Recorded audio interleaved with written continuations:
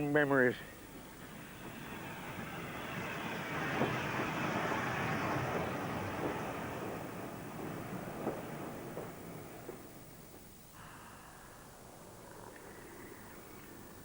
So here we are, in the land of the Great Western Railway, South Devon.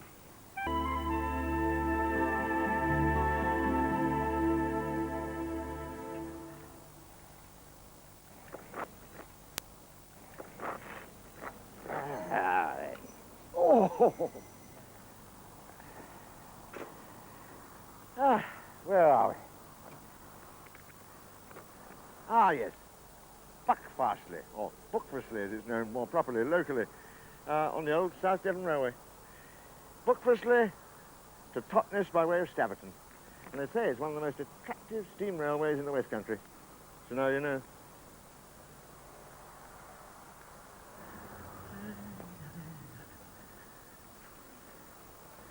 Ah, good day to you. One Pullman ticket to Totnes, please. Hang the expense has always been my motto, particularly if you're not paying. Well, sir, thank you very much. Thank you very much. This used to be called the Buckfastleigh and Totnes and South Devon Railway, proving the point that the longer the name, the shorter the railway line. Still, this is jolly good value. For this, you get 25 minutes of glorious Devon countryside.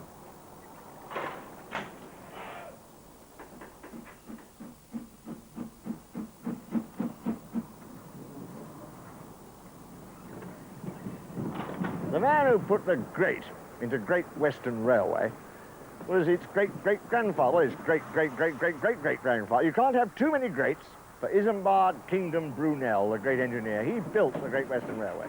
He built Paddington Station, he built the Tamar Bridge, you name it, he built it. He was the great engineer. And he wrote in 1840, it seemed to me that the whole machine was too small for the work to be done, and that it required the parts to be on a scale more commensurate with the mass and velocity to be attained. How about that? The mass and velocity to be attained. That's a railwayman speaking.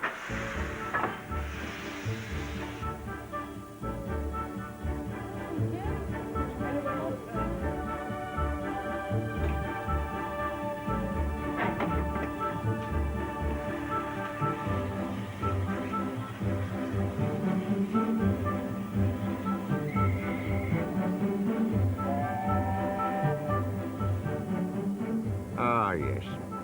What do they say? Nostalgia's not what it's cracked up to be. Well, I haven't travelled on the Buckfastleigh, Totnes and South Devon Railway besides the River Dart, watching the salmon leaping upstream. It must be the romantic in me. Is it the engine shrouded in steam, hissing and puffing impatiently? Is it the way that cows and sheep look arrogantly up as we thunder through their field? Is it the gentle, meandering nature of these lines? I tell you what, it's certainly not the copy. Yeah, listen to this. At the reopening ceremony of the Dark Valley Railway in 1969, the guest speaker was one Lord Beeching. Do you remember him? A name akin to Hannibal Lecter's in the years of most railway lovers throughout the land. He apparently said that had he not closed the line in 1959, then he could not have reopened it. Boom, boom. That's what I call comedy timing. I'm sturdy.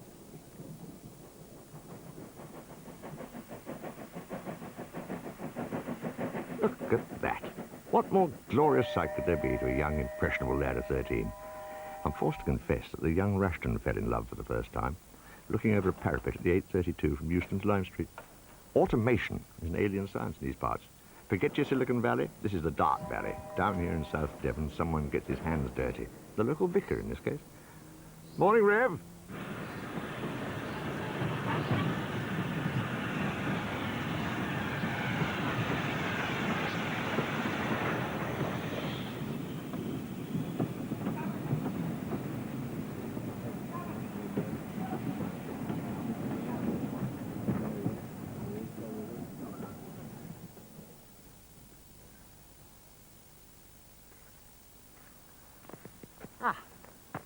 Staverton. It said they do rather a fine old chocolate machine here. Stomach rumbles. Ah! Luckily, I have the necessary old penny. 1D. It's got to be past its sell-by date. Yes, look at that. 1910. Ooh. Hello. Oh, mustache. Got to meet two rather important people on the train. Philip Shakespeare.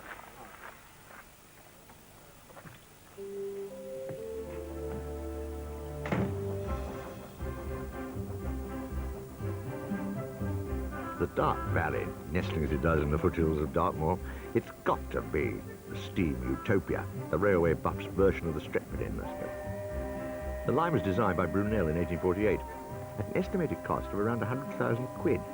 Not bad for giving nearly 150 years of pleasure to millions of railway lovers throughout the world. Value for money in any man's language. You can't beat it. The River Dart rolling by, a nice, comfortable seat, and the company of lunatics, quite frankly. And here we have Mr. Richard Elliott, who, he has it all, really. I mean, he certainly has his own railway. This man actually gave up being assistant bank manager of a high street bank for this.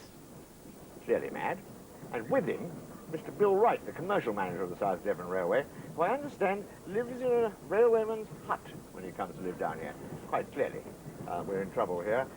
Is it true to say, gentlemen, that you are actually both 8 carriages short of a train, quite frankly? I have to give up a good life for this. We don't think so, do we, Bill? My friends may think so when I leave to go and play trains from Watford. They're very suspicious. It's another world, they say. How long have you actually been doing this, associated with the line? 30 years now. Yeah. I came here first in 1965 to help out on the track work that we were doing at the time to try and get the line resurrected. And I've done all sorts of things since then. I've been signalman, guard, ticket inspector. Never actually been a driver or a fireman on the line, but never mind. And you were at the bank all this time, were you? I mean, yes, yes, I was working for a bank. And then what happened? When did you become a big cheese? In 1991, I handed in my notice to the bank one day and came down here as general manager. Is that roughly your story? Have you given it all away? Oh, well, I first met the railway in probably 1935 in my little short white socks coming up on a charabanc trip from Torquay. And it's just been woven into my life ever since. I couldn't escape. It reached out for me. This next question may be slightly embarrassing. You are allowed to lie. It may involve trouble at the bank. But does this line actually pay for itself? Only with the help of volunteers. We've got a very strong volunteer association, and we have about 250 people helping with the operation of the line in one way or the other. And we've only got 7 full-time staff. If it weren't for the volunteer side, no, it wouldn't pay its way. But as it is, we make a small surplus every year, 35,000 in 1994, and we plough it all back into the infrastructure of the railway and the restoration of all the carriages and engines. So that's basically why, Bill, why you can do it and British Rail can't, really. It's the volunteer force. It's the unpaid labour. I've advertised you as being the most attractive railway in the West Country. What else do you have? This is time for a free plug. What else do you have to offer the customers? Well, we like to think we're heading towards a museum on wheels. You're sitting in a 1932 coach, used to carry passengers to and from Plymouth, from the ocean liners docking there, and it was the Great Western's answer to Pullman coaches. So you're sitting in history. And you can be married in here, I gather. I should think so, yes. Yes, you we have certainly parties? celebrate weddings with parties in here. The new laws, maybe we can actually marry you. Talking of history on wheels, I was wondering if I might make a little. Is there any possible chance that I could get onto the footplate? I mean, this would make an old man very happy. Certainly will, if you. Only too delighted. If you'd like to come down to the engine with me, we'll bail you on board. A lifetime's ambition realised. Oh, look at those cows. That's beautiful.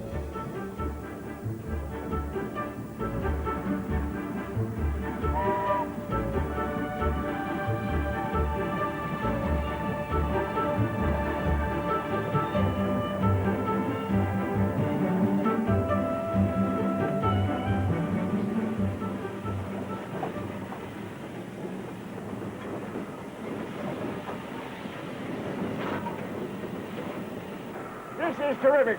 This is all my dreams come true. This is much, much better than anything that ever happened under the bedclothes. What he's doing now is stroking the Dutchman. I'll bet you Zimbabwe never had to stroke the Dutchman. This is terrific. Can I pull the whistle? Yeah, okay. Oh, she's wonderful.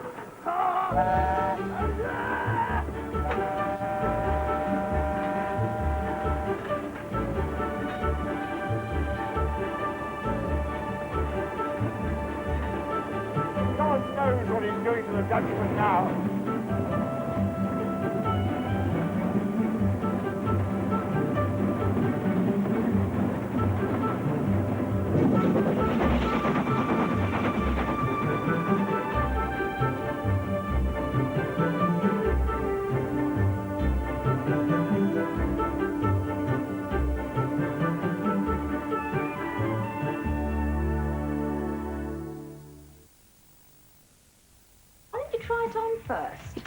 to me, Carol.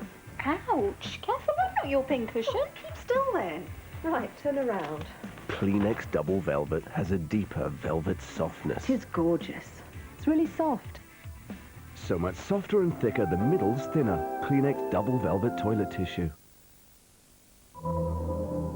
This Saturday, owning the Daily Telegraph is a special travel magazine and part one of our Good Holiday Guide. Throughout January, there'll be up to 50% off selected Page and Moy holidays, over 1,000 trips to be won, and 50% off Air UK flights. Follow our travel advice to the letter, and we'll help you escape. Only in Britain's biggest selling quality daily, the Daily Telegraph, for the A to Z of travel. This is the greatest classical movie album. Enjoy the world's greatest music from many of the greatest movies ever. Capture the drama and beauty of the cinema on this unique 2-CD set. 32 classical masterpieces, especially chosen to create the greatest classical movie album. Out now on Telstar. It's All Sport's biggest ever big sale, and it's on now. Big savings on big brands, up to 50% off selected items. All Sport, it's not your average sale. Oi, Churchill! Could you save me money on car insurance? Oh, yes. Just by calling 0800 200 300? Yes. OK, can I pay monthly? Yes. Get an instant quote? Yes. Instant cover? Of course. Ah, I suppose I've got loads of forms to fill in. Oh, no. And I could still save on my car insurance? Oh, yes. Ring Churchill now on 0800 200 300. Give the dog a phone on 0800 200 300 and see how much you could save.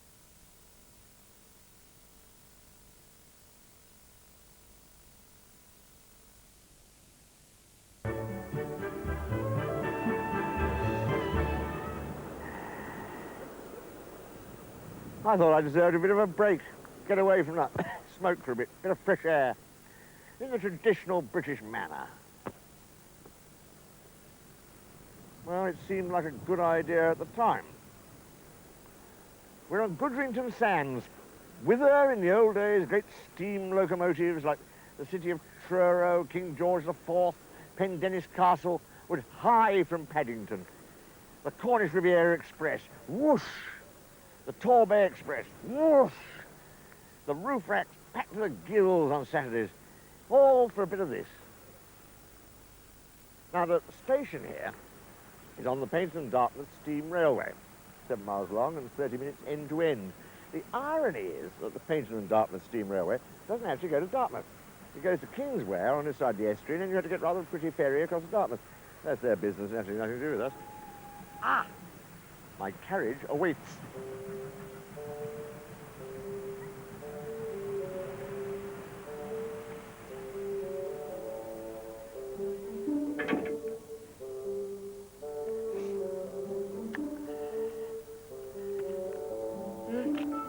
Goodrington Sands.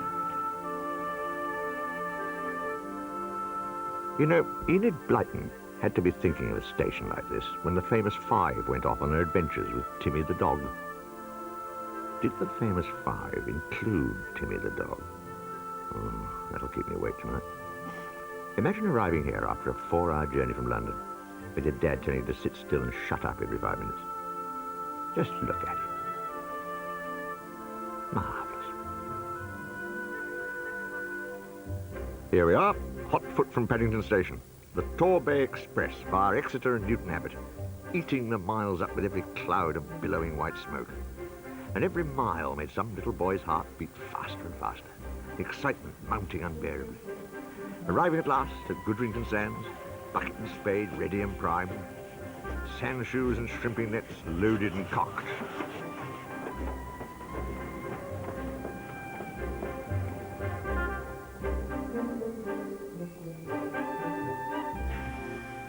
Good morning. Excuse me, I wondered if you were doing a small thing. It's a little thing for you, because you do it all the time, but for me it'd be a once in a lifetime. I just wondered if I could, have a cup of your mind. Oh!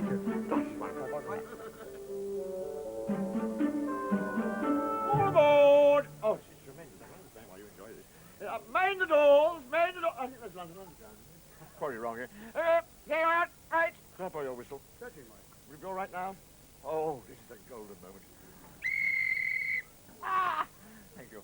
Get on, quick, or we're dead.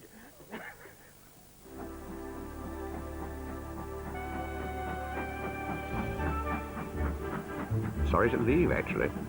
Leaving all the fun behind. Still, we can't dawdle when there's a railway to run. Kingswear and the ferry await.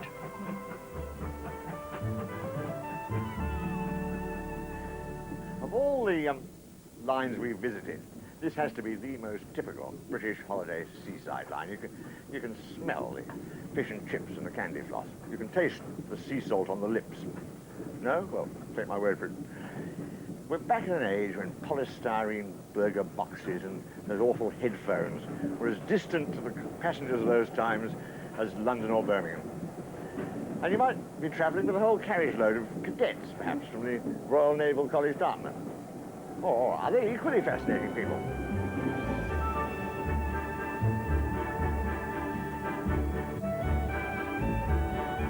Up she comes. Come on, girl, one last push. It's 1 in 60 here. This'll sort out the locos and the old boilers. More coal, please, Farman. Let's give them value for money. Now, wasn't that worth it? The best view Devon can offer.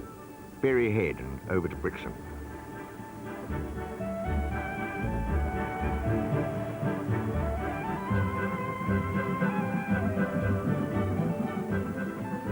Almost looks as though the water's bearable.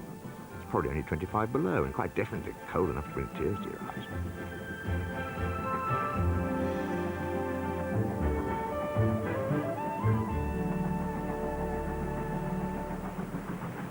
I'm standing here, surrounded by ghosts. Fictitious ghosts, admittedly, but ghosts nonetheless. There's Inspector Japp. There's Colonel Hastings. Miss Jane Marple. And I'll pat him on his bald head. Hercule Poirot. There they all are. Now, you've spotted the connection already. What you may not have spotted is the next bit of the connection, which is that we're about to enter Greenway Tunnel. And at the other end of Greenway Tunnel, if you look up through the trees, you will see Greenway House, and that was the home of, yes, you guessed it, Agatha Christie. And sitting here is Agatha Christie's grandson, Matthew Pritchard, nonetheless. So you must have used this train, or did you have to change to Torquay when you came to visit grandmother?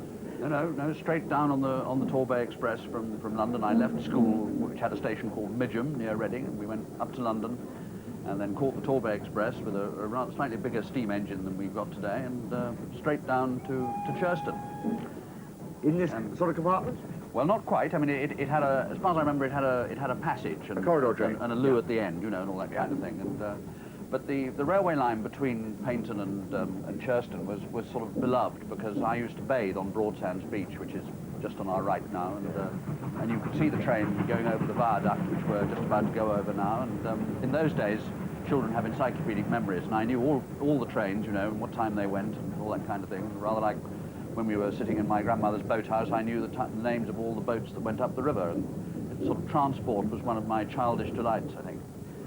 And it was all built around trains. I mean, my stepfather was a great train enthusiast too, and he spent one day poring over the train timetable, and he reckoned that there was a window of opportunity, as he called it, that we could actually walk through the tunnel between trains. That we had, I think, I forget what it was, 19 minutes, because there's only one line, you see. They don't come. But it's quite lengthy. Well, we had to be, but anyway, my mother was rather against this trip, as you might imagine, but my stepfather Anthony and I decided we were going to do it. And I had a friend staying. We had one last pore over the timetable and shot down to the entrance of the tunnel and walked at a brisk pace through the tunnel, heart beating, as you can imagine, aged 11 or something like that. But the really embarrassing thing came when my friend chickened out halfway down, and he shot back towards the end we'd come from. But we made it to the other end, and there's Elbury Cove over there. We used to. Fine old bathing house. Yes, Very nice. That's right. Yes, and it was wonderful summer holidays for kids down there. How long did your grandmother actually live in the house? Well, she bought it just before the Second World War, and for £2,000, which she thought was recklessly extravagant. Yes. And she was lived there all her. I mean, and she was. I think she bought it in 1938 or 39, and then of course the war broke out, and she was then ejected by the US Navy, who commandeered it as an officers' mess during the war. So we had, you know, X number of officers living in the place, and actually they treated it very carefully. When my grandmother came to reclaim it in 1945, she found a large frieze painted around the top corner of one of the rooms, which depicted the US Navy's progress throughout the war, starting in somewhere in Virginia, I can't remember now, and ending up with quite a decent sort of, you know, fresco of Greenway, and with a naked lady lying on some cushions, which was, you know, where they ended up. And the US Navy were very polite. They said, you know, Mrs. Malowan, do you want, you know, we're sorry, we've been sort of doodling on your walls. Do you want us to remove it? And she said, no, I think it's a wonderful historical record of what happened to Greenway during the war. And so there it remains to this day. It's getting a little bit dog-eared, but it's still there. Legend has it they also left her with 28 lavatories. Well, there are certainly an awful lot. We are now entering the Greenway Tunnel. There you go. All right, Hercule?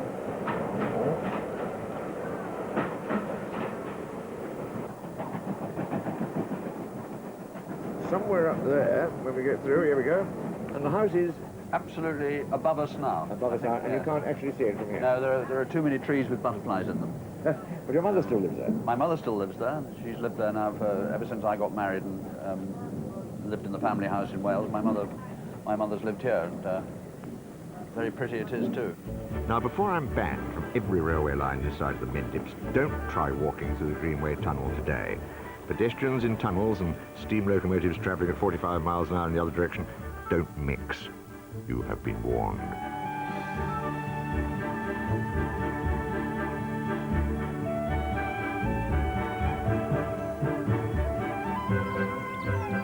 The River Dart, somewhat larger than when we last saw her back in Buckfastleigh.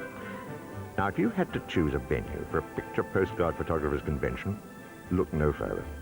Imagine letting them loose on this magnificent vista. Off you go, boys. Feast your little shutters on that lot.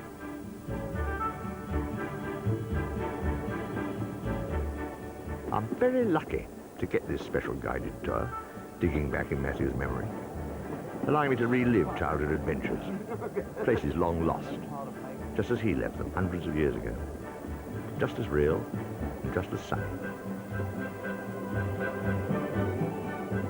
Over there, we have the Britannia Royal Naval College, Dartmouth. That's a sight that must have chilled the hearts of some of our future commanders and rear admirals.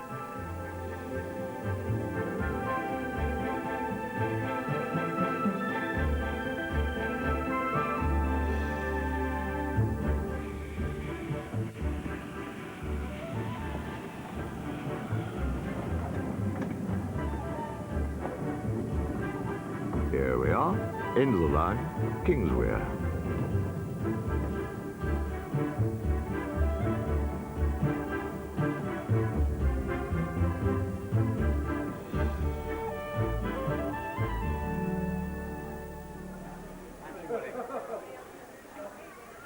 Dumbleton Hall, is it? I must admit, I don't know a thing about trains, but you can tell this one is very, very special. Oh dear. Very special indeed. 120 tons of schoolboy's dream. Schoolgirls as well, I expect. Standing there, huffing and puffing, simmering, waiting to take us back in time. To quote the old advertisement, supreme in steam.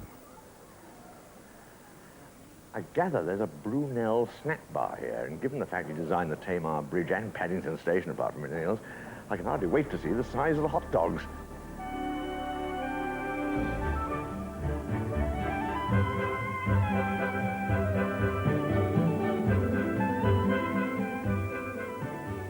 And you can see the second part of Willy Rushton's journey through the West Country tomorrow at 12:55.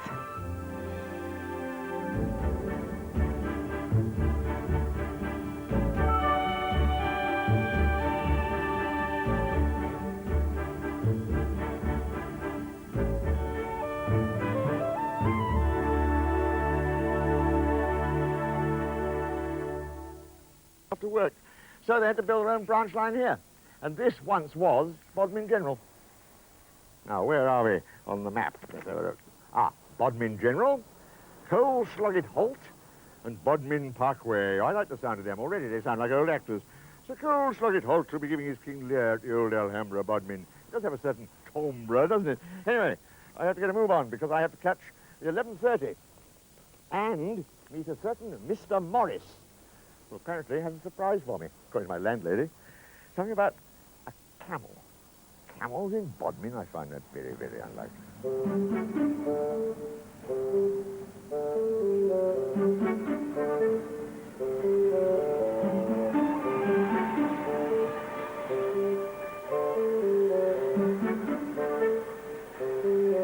And that's 980. Thank you. Thank you. Thank you very much. Enjoy your day. Thank you. Bye-bye. Good morning. A first-class return to Bodmin Parkway, please. As I say, it's only 3 miles, but who wants to be a party pooper? Thank you very much. You're not Mr. Morris, are you, Camels.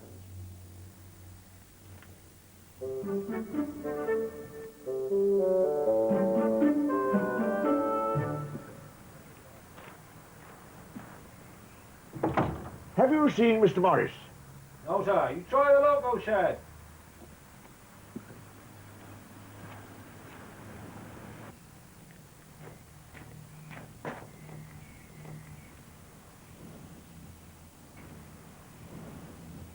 Hello?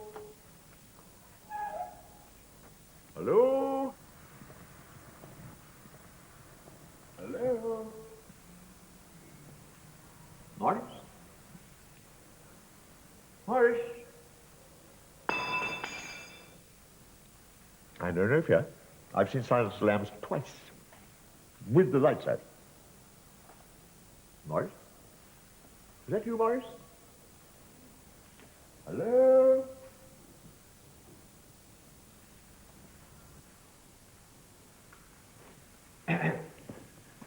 Excuse me, are you Morris? No, sir. Who are you? My name is Brian. Oh, how do you do, How Brian? do you do, sir? And what are you doing here? This is huge. It is. It's quite a large machine. Oh, 112 tons of it when it's all together. What is it? It's a Great Western freight locomotive built in 1938. And, So you're younger than me. is that right? I'm in worse condition than this. That's for Where sure. are all the bits? Is it appears to be missing? quite a Well, lot. they're all stored away for safekeeping. Yeah. We can't leave things lying around. We have all the parts except the main rods. When do you reckon it'll be finished then? Projected 3.5 years from now. For the millennium. Hopefully. Hopefully. I heard that. That would be the 11:30 to Coal Sloggett Halt. It calls me. Right, sir. Morris and the Camel. Thank you, Brian. Bye-bye. Bye.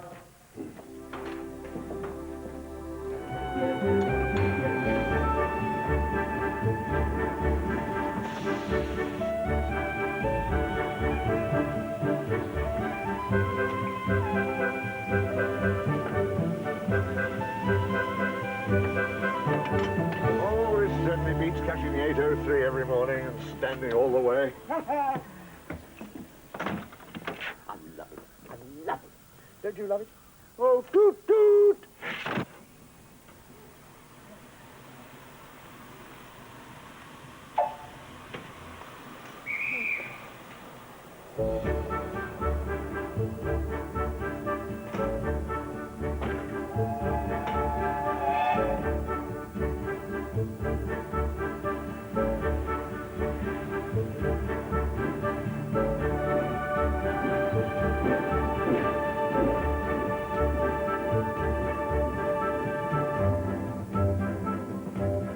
The time is not far off when we shall be able to take our coffee and write while going along noiselessly and smoothly at 45 miles an hour.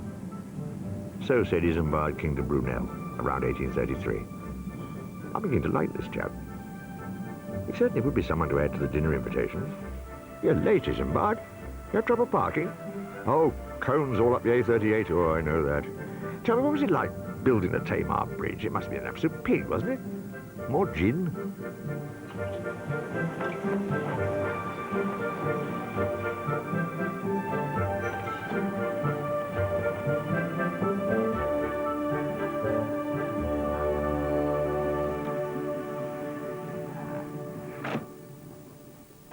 Morris.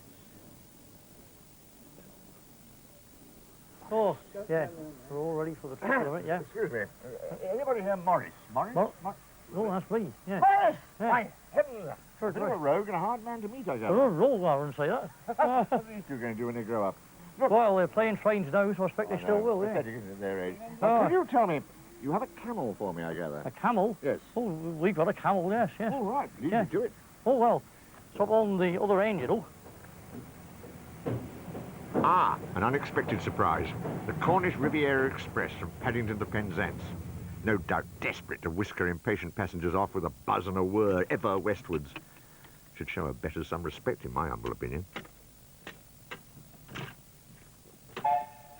Too late. She's off. No time. Got to dash. Anyway, enough of this. Apparently, I've got to go all the way back up the line to find this evasive camel. Morris certainly knows how to keep a chap on tenterhooks. Ah, I'd like to introduce you to Peter Fitzgerald here, who has the signal honour of having a siding named after him. Fitzgerald's siding, it will be called, quite rightly, in the circumstances. I'm not quite sure it's quite as distinguished as having a pub named after you, but it's very good to have a siding named after you. And he's also, and this is the dangerous part, financial director of this wonderful railway. Now, when our director came to see you, apparently he said, oh no, he's very busy at the moment, he's at a very important meeting, God knows what's happening. And then it was slipped through, it was about the railway, so you were out like a shot, saying, what can I tell you, what can I do? So you are an enthusiast. I have to say I probably am, yes. Yeah. I've always had an interest in railways, from the time of living next to a railway embankment at the age of 2, to being allowed to walk through the woods at the age of 5 to go and see the railways. That was in the days before you liked to get mugged on the way to anywhere. Put a date on it, just so we know what was happening. Well, that would be about the, like 1952, Yeah, 1955. still steam and still, yeah, okay. Yeah. Oh, yes, yeah, very definitely. That interest then went on to model railways. And, in fact, it wasn't until 1959 that I discovered there were people around who used to underline things in books to indicate they'd actually seen trains. That was actually something new to me. I just used to watch them, just as I used to watch aeroplanes and used to watch ships. Very interesting. Did you actually collect the numbers? No, I never did, actually. Just the names? No, no, I just used to notice them. But basically you're an HOO man, I mean a model railway man. Model railways were very much of an interest, and later on with the electronics, they became even more interesting. Yeah. There's a charming picture in your brochure, Peter. It says Swiftshaw passing Charlie's Gate. Yeah, Bodwin's Power. It's sort of coming up now, I think. Why is it called Charlie's Gate? Well, that gate there was used by the royal family, and in particular Charlie. Oh, Prince Charlie. Prince Charles, yeah, mentioned Lady Diana. It's the famous siding. It's a very famous siding because royal trains, when they go to any part of the country, need a very quiet place for them to carry on sleeping. Unlike you or I, who have to suffer with sleeping trains which carry on riding, their trains are allowed to come to a stop. And before we owned the line, they used to bring the train up here before the freight was running, you know, the freight of the day, and it was quietly stable here. And in the morning, sometimes even on wet mornings, the Queen, I'm told, had to don her Wellingtons to walk up the last bit of the track to exit through that gate onto a car, Range Rover, whatever. But you didn't get a name attached to it, only Charlie. Only Charlie for some reason, I don't know why.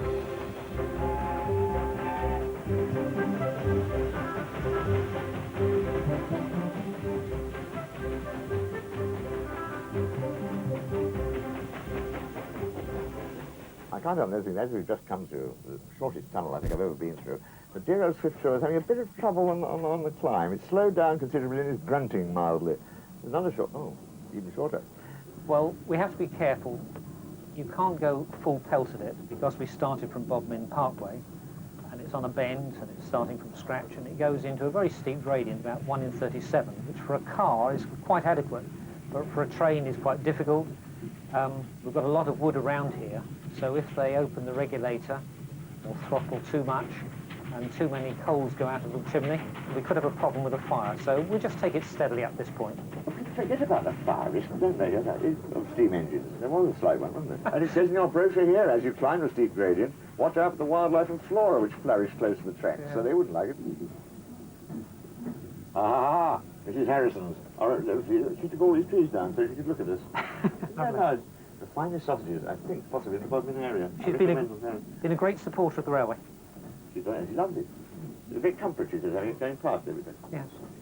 That's rather a handsome-looking building over there. Well, what's that then? The one with the tall chimney? Yeah. Yes, well, actually, it's the local crematorium. Oh.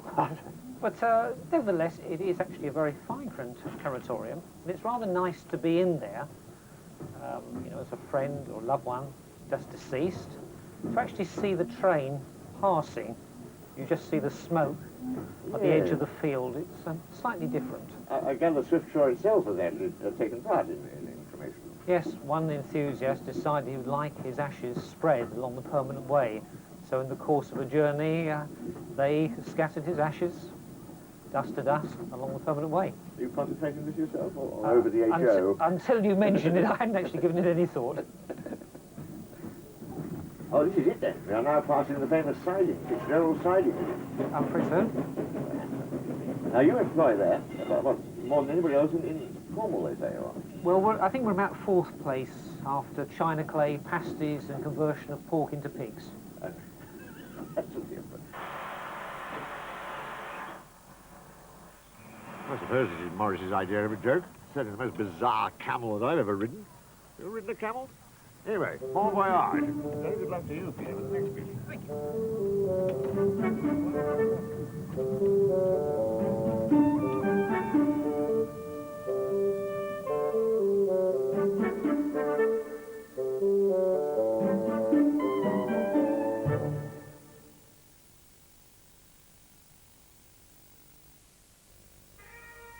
I love that hotel near Loch Lomond. When we first got together. That was a fair old night, wasn't it? And meeting you two has really made our holiday. And the fact that I haven't had to lift up to eat.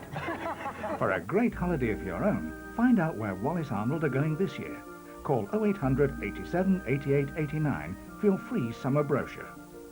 You know, this driver's as good as the one we had in Ireland. And he knew more about that Guinness brewery than even you did. Wallace Arnold have been taking people on holiday for over 70 years, so we know what you like. All you have to do is have a good time. And where are you thinking about going next year? Somewhere further afield? Choosing's the hardest bit of the holiday.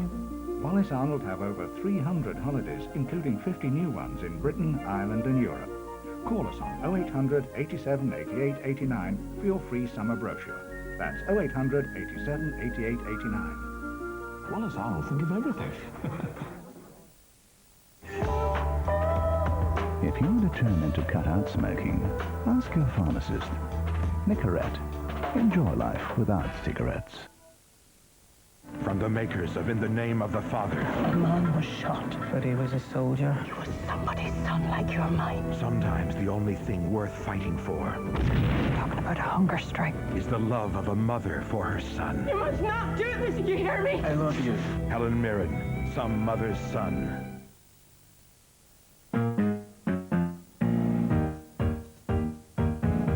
After eating strong food like pickles, chew double mint for double freshness. You never know when.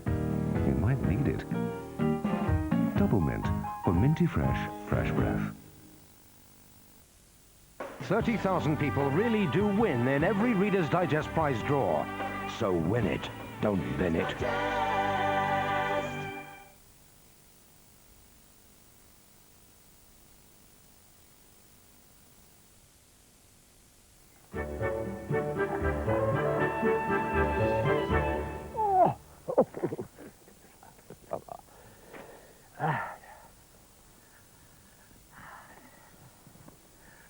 Where are we? Ah, hello. Where are we? Stogumba. Sorry, Stogumba. West Somerset Railway, longest steam railway in Britain. 20 miles from Bishop's Lydiard to Minehead by way of Stogumba. Miles better. That's a railway joke. Stogumba. Sounds like one of Roald Dahl's giants. What is this? Mission statement. West Somerset Railway. We aim to recreate for present and future generations a typical West Country branch line by providing a working museum atmosphere based principally upon the traditions of the Great Western Railway. I'm not sure mission statements really go with the GWR, but that's their business. GWR, the Great Western Railway, otherwise known, of course, as God's Wonderful Railway, or Great Way Round, or my favourite is Go When Ready. Hello? Hello?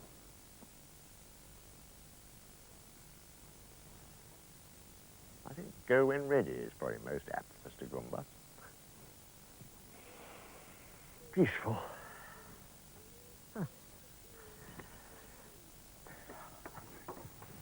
Station master at Stagumba's an interesting fella. Been a railway man for over 50 years, I'm told. A GWR man, through and through. Mr. Harry Horn. Must be having his breakfast. Sensible chap. No, this'll do me. Time for a bit of serious railway contemplation, I think. Until the 10:42.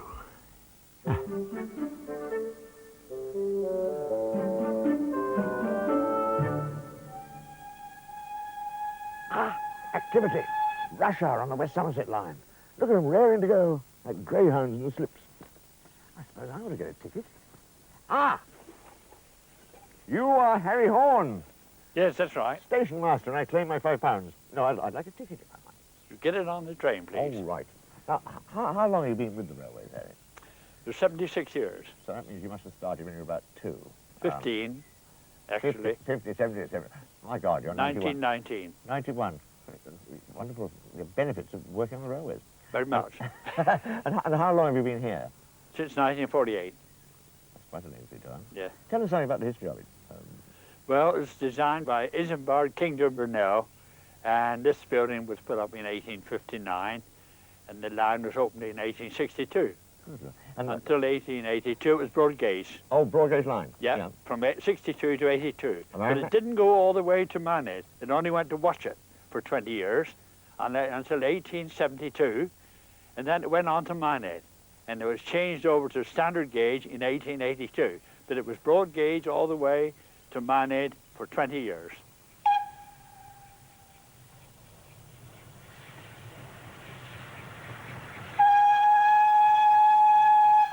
Here she blows in, Harry. Yes. This is it. I must go and get it. Good. It's a fine looking car. How old is this train? Well, Great Western, all Great Western stock, oldest Great Western engine, and all the coaching stock. Yeah. Great Western. Oh, fine looking thing. Yeah. 4160. Ah, that's good. Anyway, so I lovely to see you actually.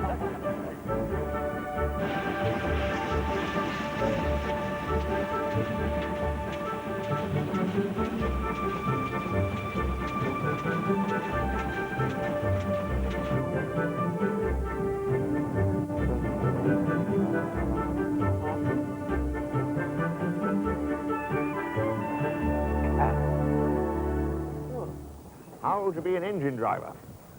Sounds interesting. How to be a steam engine man. For all those who want to learn how to drive a steam engine, that makes sense. Lighting a fire and getting steam up, repairing, cleaning and oiling, starting and stopping in the sidings, driving and firing along the line, it sounds like a cup of tea. Nothing about operating the steam whistle, though. See, they missed the most important bit. Engine driver Rushtons has got a ring to it, even though I say so myself. Moo.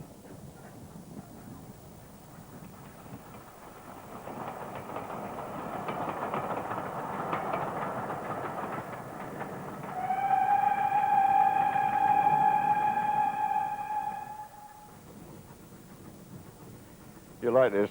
Appendix to the GWR timetable.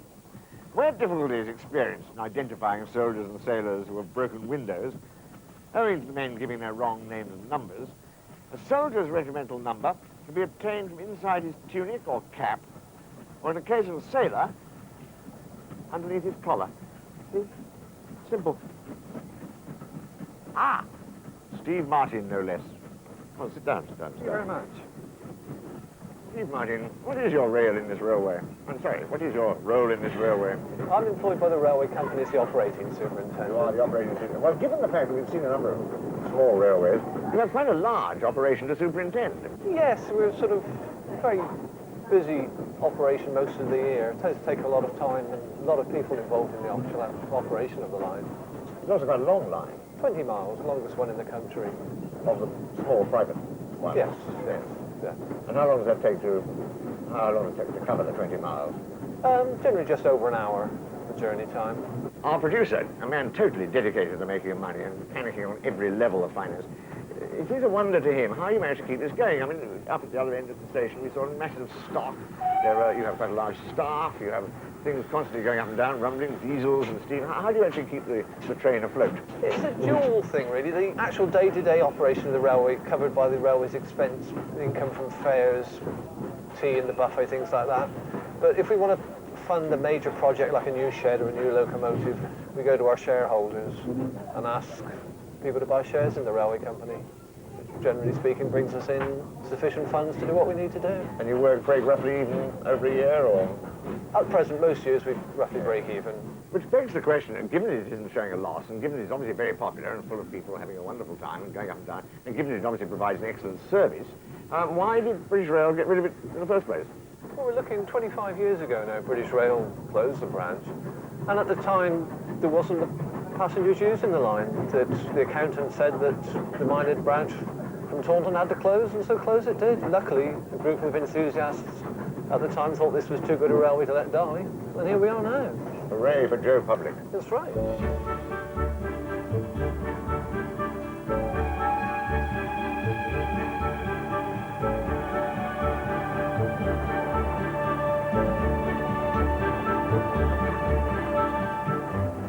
Beside those spars so spick and span against an unencumbered sky, the old Great Western Railway ran, when someone different was I. Not bad. Not Rushtons. The saintly John Betterman. The old Great Western Railway shakes, the old Great Western Railway spins. The old Great Western Railway makes me very sorry for my sins. I wonder if our little train makes them very sorry for their sins. Shouldn't think so.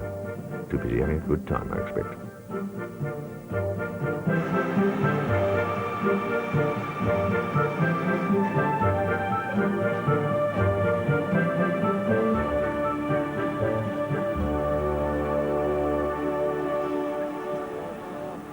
Here we are, Minehead, end of the line. All the shore for the seaside holiday camps and the Punch and Judy man. Hot dogs covered in onions and Gypsy Rose Lee. You can't beat it. Ah, yes. Time for me to do something I've wanted to do ever since I was a schoolboy. Now then, Rushton, courage in both hands. Good morning, driver. How's your gauge frame, then? Oh, it's fine. There's no troubles at all. See? And you thought I didn't know what I was talking about. Huh. I definitely feel better for that. Well, we're off again. There's no peace for the old puffer nutter, you know.